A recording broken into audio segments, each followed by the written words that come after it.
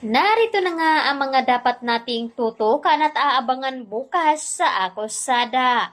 Nagdesisyon na nga itong si Wilfred at Carol na maglipat bahay muna upang matakasan nga nila itong si Dennis.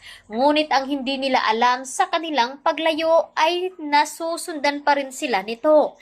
Habang nasa bagong bahay nga ang mga ito ay kitang-kita naman ni Dennis na may mga kasama nga daw itong si Wilfred at Carol.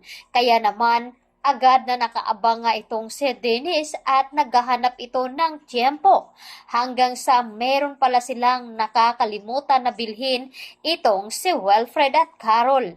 Ito nga ay ang kanilang maiinom. Nagpresenta naman itong si Tristan na siya na lamang ang bumili. Ngunit sinabi dito ni Leah na gusto nga nitong makabisado at sasama dito. Ngunit hindi nga pumayag si Wilfred at si Carol dahil hindi nga nila pinapaalam kay Leah ang tungkol sa sekreto dito ni Dennis na siya ang pumaslang kay Joy. At siya rin ang dahilan kung bakit ay itinago at muntika ng masawi ang buhay ni Wilfred.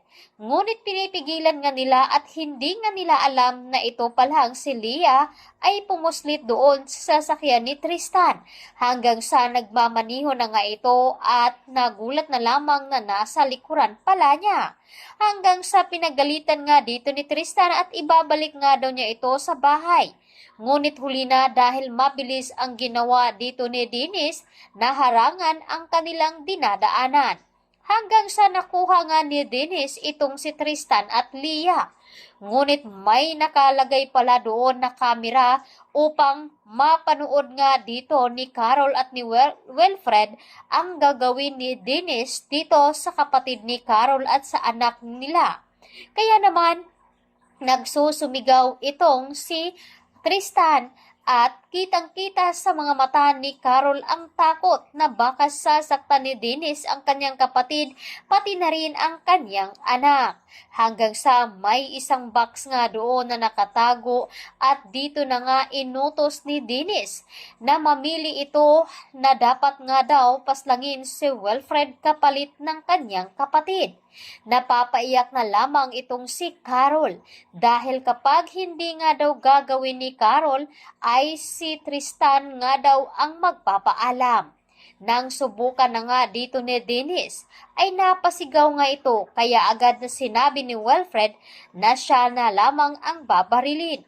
Kaya dito na nga walang magawa itong si Carol, kaya binaril niya itong si Wilfred. Hanggang sa nagsigawan na lang ang mga ito. Dito na nga ba tuluyang magpapaalam si Wilfred dito kay Carol? Ano nga ba ang gagawin dito ni Dennis kay Tristan? Paano nga ba sila makakatakas at kung paano mapupuntahan ni Carol si Dennis?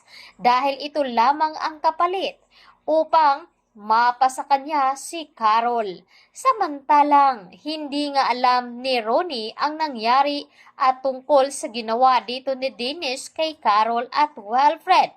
Hindi nga sinabi ni Wilfred at sinabi nga dito ni Wilfred kay Ronnie wag nga daw itong paghalagala at magtago na lamang ito upang magiging safety nga. Naguguluhan si Ronnie sa mga sinasabi dito ni Wilfred.